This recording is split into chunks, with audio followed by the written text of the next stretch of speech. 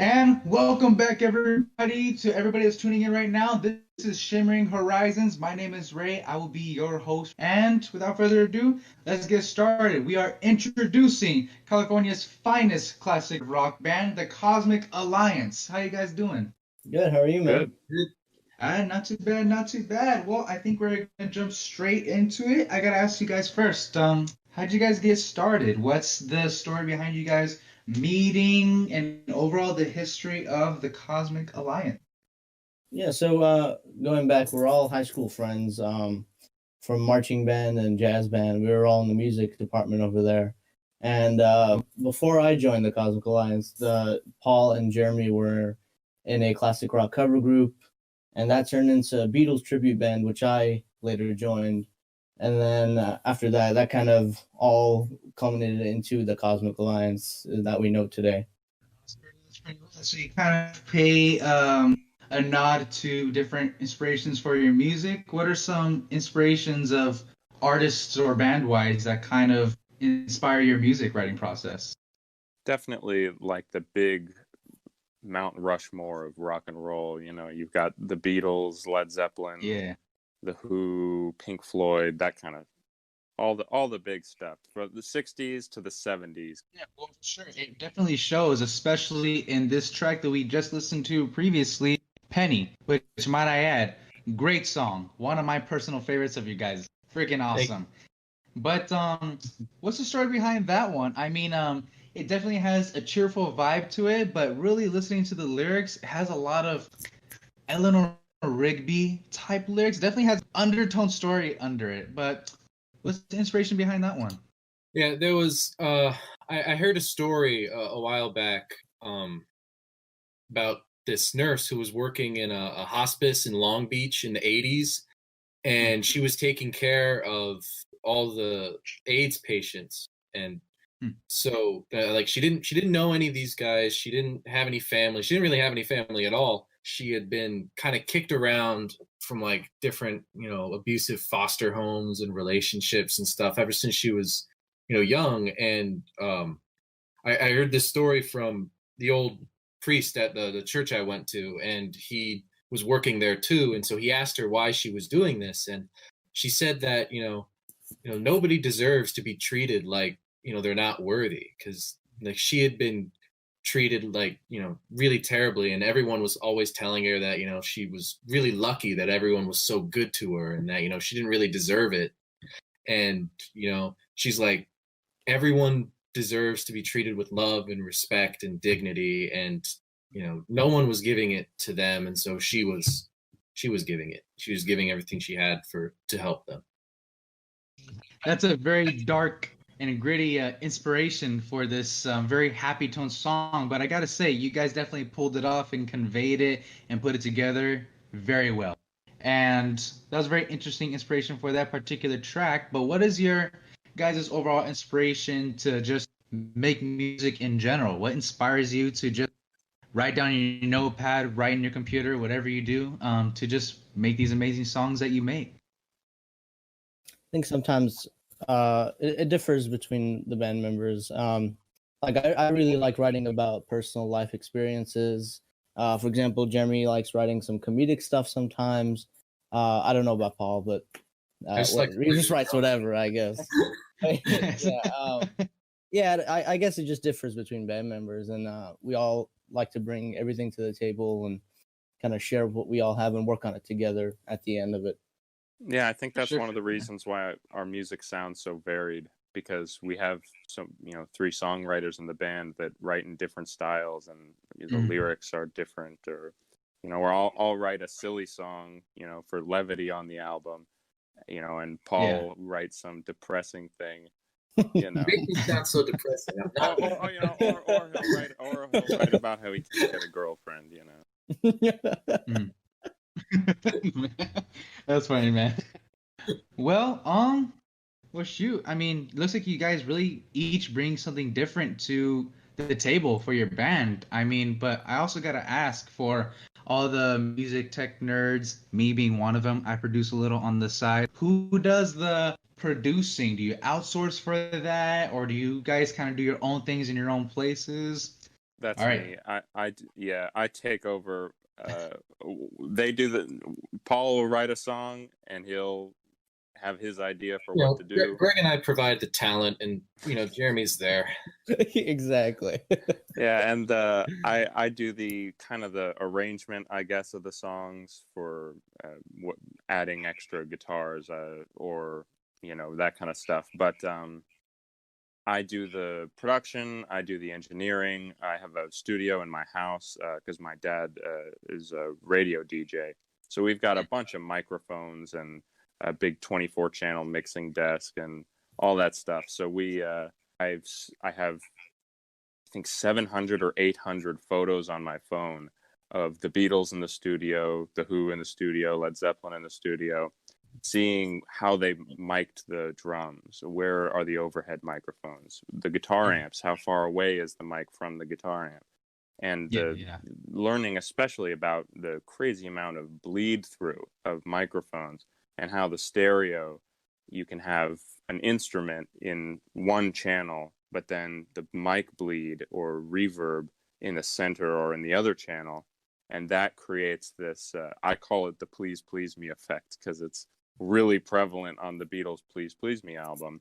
And our song Neckbeards, by the way, where you have an instrument or a vocal hard in one earphone, but then you can hear it throughout the rest. And it gives this really interesting clarity while also having space that I think a lot of modern music will just put everything in the center or, just kind of, it very flat seeming. And I also like to do crazy guitar solo moves, all around. And For sure.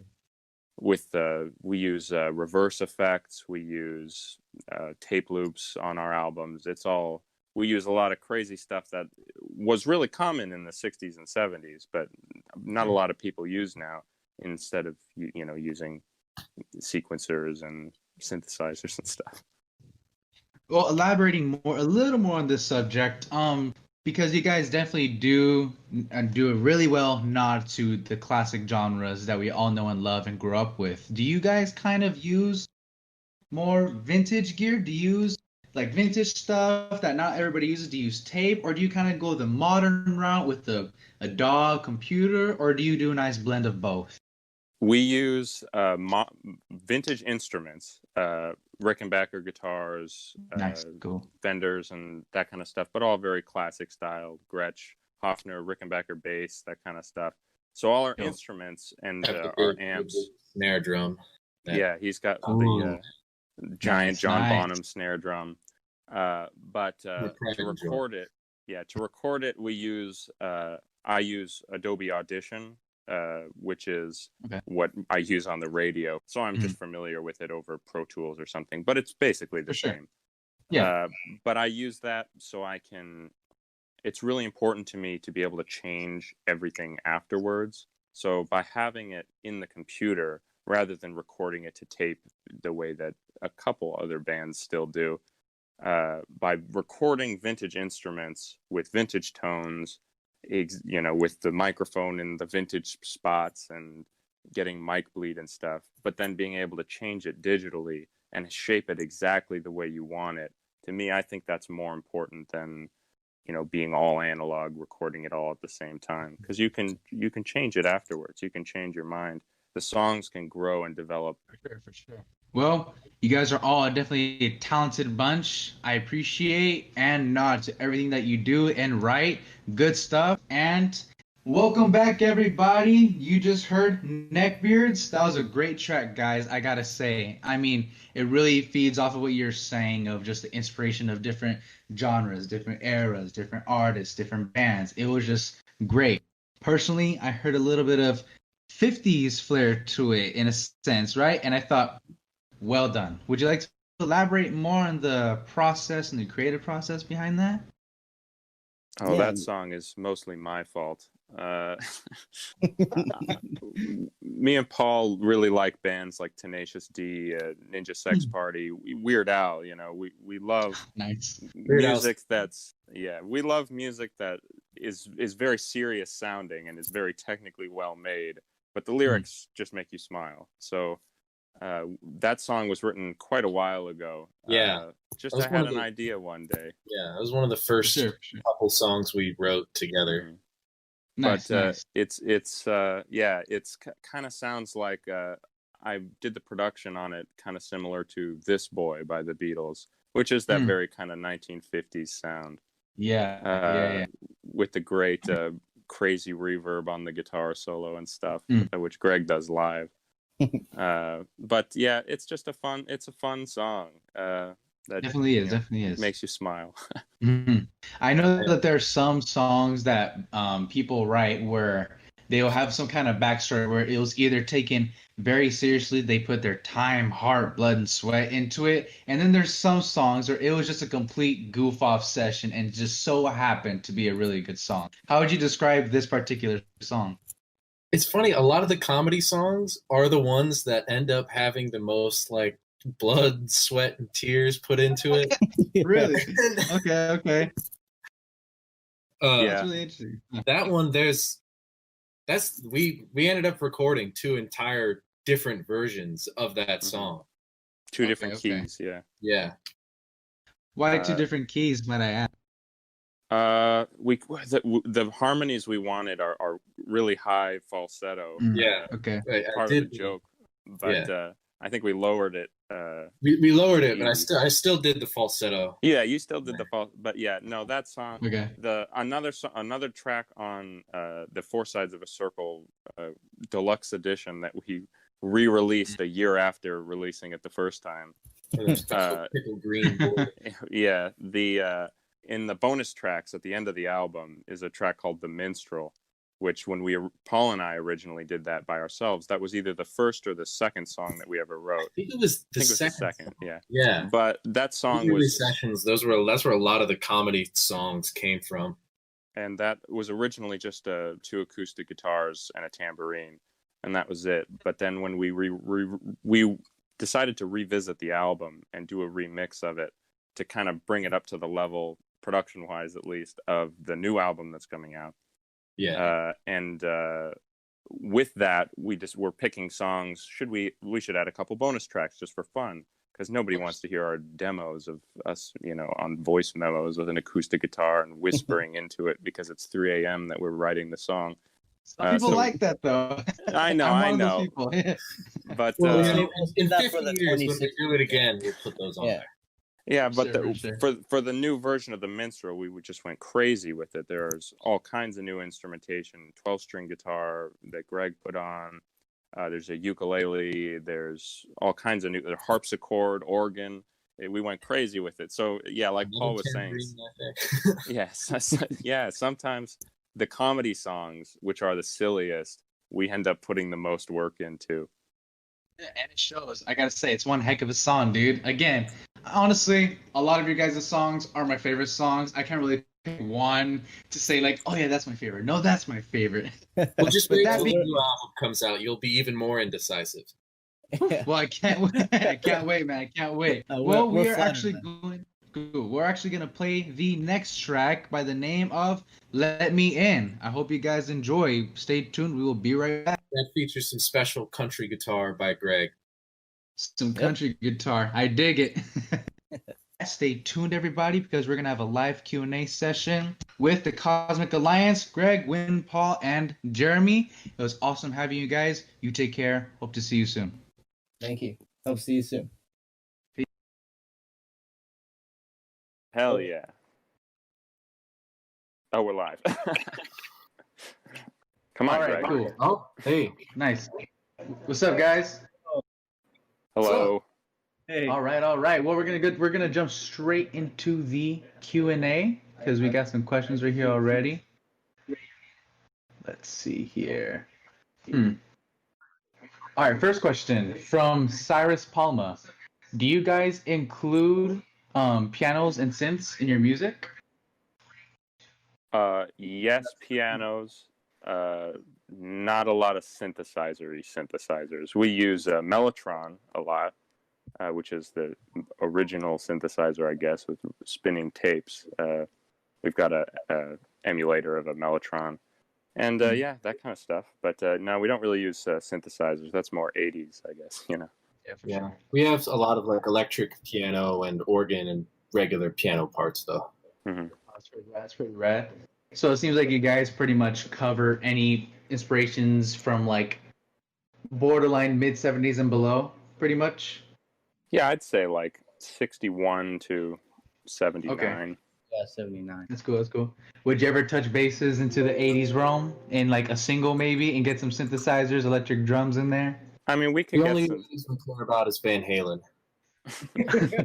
All Yeah. right. Yeah, Cool, I mean, cool. these two guys have done it before with their last band, but Mm. I think this band is a little more focused around 60s and 70s. For Yeah. sure, for sure. Who knows? Maybe we might do it. You never know. Never know, never know. That's the name of the game. Let's see. We have another question from Salmon D. I'm not going to even attempt to read the last name, but the question is, who are your musical influences? From my understanding, you guys have a lot. So go ahead.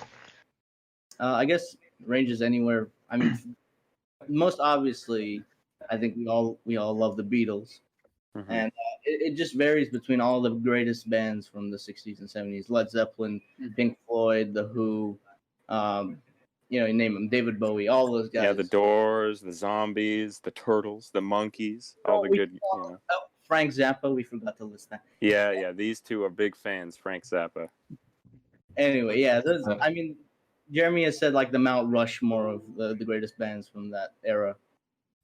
But we That's for like sure, we for like a sure. lot of the obscure bands too, you know, like Emmett Rhodes and that kind of stuff. We really like just a whole bunch of stuff. And then like a lot of the obscure songs from the big bands. Because For Yeah. sure. For sure. Okay, let's see. We have another. Oh, we got some new comments. That's dope. So this one's from Mono. Besides the Beatles, who do you guys take the most inspiration from? The Oof. second most, I guess Probably Zeppelin. Zeppelin, yeah. Zeppelin. All right, that's what's up. Because we love, like Greg said, we love the obscure songs by those bands, you know. Let's see. We got another comment from the amazing Glacier. Pretty sure that says Glacier. What kind of projects are you guys working on now? So, You guys want to take that? Yeah, we're almost done with the new album, Class of 1968. It is a concept album based around the young people's experience of the late 60s and early 70s. It's got almost every sound of the times, from psychedelia to the emerging hard rock, fuzz guitar, really nasty sounds, to the beginnings of beautiful piano pop. It runs the whole gambit, and it's funny, it's lighthearted, it gets dark. It's got Penny is on the album in another form.